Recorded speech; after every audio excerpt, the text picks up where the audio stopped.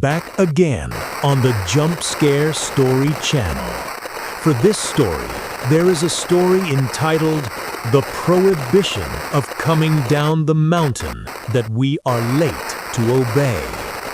Before we continue with the story, first press the like button on this video and don't forget to press the subscribe button on this channel. Also turn on the notification bell so you don't miss other stories. And what is the story like this time? Let's go straight into the story.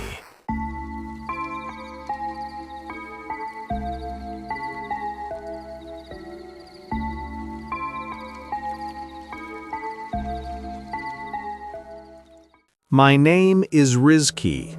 The experience that I will tell tonight is an experience in 2018 when my college friends and I climbed one of the mountains on the island of Java. That day, my friends invited me to climb the mountain. At first, I didn't want to, but my friend asked me to come along because he said I had experience before. Yes, it's true that before I had climbed the mountain with my teacher and classmates. I accepted the invitation as well as for healing and, yes, having fun with my campus friends. Long story short, we made an appointment on campus and finally, after waiting for everyone to gather, we left. At that time, there were 6 people joining the climb, 3 women and 3 men, including me. Our intention was only to climb without staying overnight, leaving in the morning and returning in the afternoon. The climb began. When I arrived at the foot of the mountain, I didn't forget to remind my friends to pray first and warned them not to litter. Even if there was trash, we took it first and then threw it away later in its place. And one more thing, don't talk nonsense during the trip. Yes, the point is to maintain behavior and attitude during the climb. They agreed. I told this to my friends because it was their first time climbing. Plus, in the group, there were 3 women who had to be looked after. We passed post by post until we finally managed to reach the top at around 11 a.m. noon. I saw that no one was camping at the top. It was unusually quiet. That time there were usually a lot of people camping. We tried to find an empty area to rest. Some of my friends immediately immortalized the moment by taking photos, until my friend Aji asked me where to urinate because there was no public toilet there. I answered, just look for it in the bushes, but don't forget to pray and ask permission first. Aji nodded and immediately left. Time passed. After enjoying the view above, we decided to go down. At that time, I saw the clock showing 2 p.m., the right time for us to go home and go down from the mountain. So in the afternoon, before it got dark, we arrived at the bottom. But when we were about to go down, suddenly we met a team of rangers who ran up to us and told us not to go down yet. They said there was an incident happening below.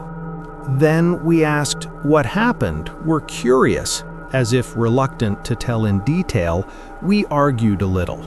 My friends who had just climbed a mountain for the first time heard the news and panicked, especially my female friends who asked to immediately go down because they were afraid. Plus, the later it got, the darker it got, until finally the Rangers team gave us a choice, while only 4 people went down at that time, and even then they had to be accompanied by the Rangers team. Finally, I decided to wait up here with Aji, and my 4 other friends, 3 women and 1 male friend, also went down. The Rangers team also accompanied my friends down. Maybe the condition of the ground was not good so that not many people could go down at that time. I don't know. Adi and I returned to the resting place. Time passed since my friends went down. It was already 4 p.m. The Rangers team, who accompanied my friends, asked us to wait until they would be informed and picked up later. It's been almost 2 hours without any news, huh? If it's like this, it'll be too late. At that time, I was determined to just go down. I also asked Aji to hurry down because our intention was not to stay overnight and there was no preparation. If it's too late here, it will be very troublesome. Aji had asked me if it was safe to go down, but I confirmed it was safe. I know the way home. Just relax. I've been up before and got down. Just calm down. Don't think about anything strange. Just follow me, okay? Slowly, our steps began to descend the mountain. When we descended, the atmosphere felt very quiet. I didn't even hear the sounds of forest animals. That afternoon, the thick jackets we were wearing slowly began to feel no effect. The air that began to feel very cold penetrated the fairly thick jacket. Every breath I exhaled emitted smoke because it was so cold. I continued to walk quickly in front, followed by Aji behind me. Several times I saw Aji often left behind because the terrain was quite difficult. I shouted at Aji to speed up his steps because the sky was starting to get dark. The sky was starting to feel like a sign that the sky would soon change. Our supply of lights was not enough. At that time, we did not bring a flashlight, and the only thing that might be our light when we went down was the flashlight on my cell phone, and even then, relying on the cell phone battery. Who knows how long it would last? The thing we were afraid of happened. The sky was starting to get dark, and I was forced to turn on the flashlight on my cell phone for lighting. We had reached halfway and almost arrived at post 2. I saw Aji still behind me, following me. While walking, I shouted at him not to daydream and stay focused until, oh my gosh, I was shocked when suddenly something passed in front of me like an animal. I didn't see it very clearly because it was very fast.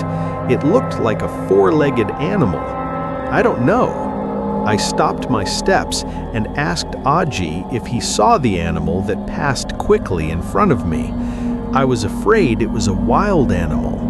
When I turned around and was about to ask Aji, Aji isn't here.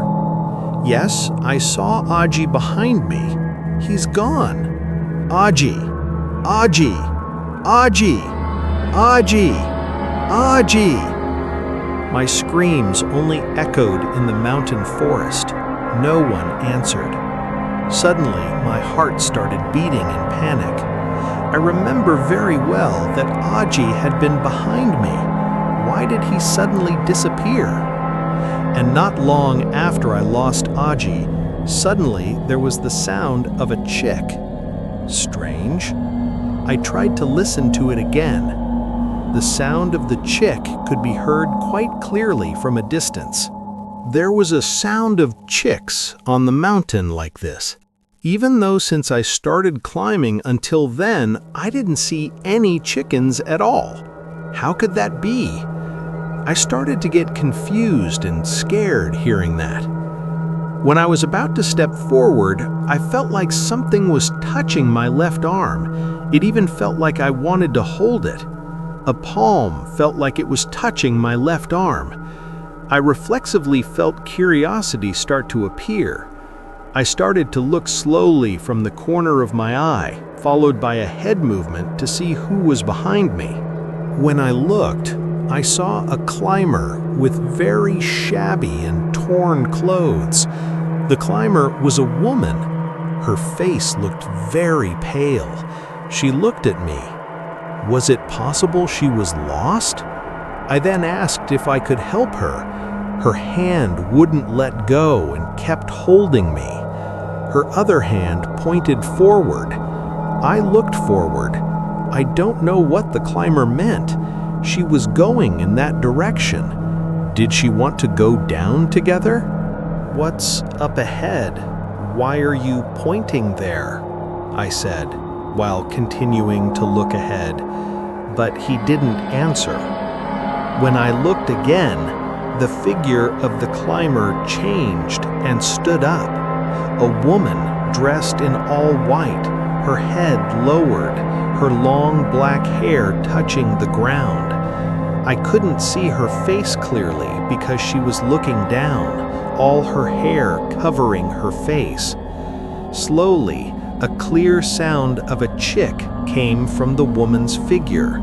After I realized it might have sounded like a chick, but it was actually her laughter, I tried with all my might to release her grip while continuing to pray in my heart, and suddenly I heard the figure of the woman say, "I will be with you."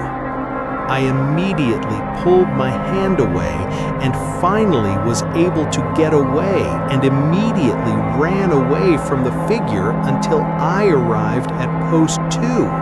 And when I arrived at post 2, I was surprised when I saw Aji there. Aji was already at post 2 ahead of me. I saw Aji accompanied by one of the rangers team. Aji said he was separated from me, but luckily met one of the rangers team who was climbing. I should have met him first, but why didn't I see him at all? Adi asked why I left him. I didn't tell him straight away after I got down and went back to my other friends. I told him that I met a woman who looked like a climber. At that time, we were finally told that the climbing conditions on the mountain at that time were not good. The reason why we were not allowed to go down was because previously there had been an incident that made the guardian there angry. As a result, there was a climber who was separated and disappeared from his team, and the ranger team was looking for him.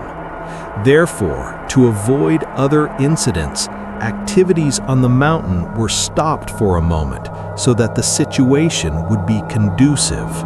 An unforgettable experience, and if you climb again in the future, it would be better to be accompanied by someone who is more expert, for example, a ranger team, who would probably understand the conditions that will occur better. That is my experience when climbing in nature. You can never predict what, who, and how. It is better for us to respect each other because we live side by side with those who are invisible. Okay, friends, that's all for this story. What do you think about this story? Write your comments in the comments column. For friends who have just joined, don't forget to like, comment, share, and subscribe to this channel, and wait for the next horror stories on the Jump Scare Story channel. Bye.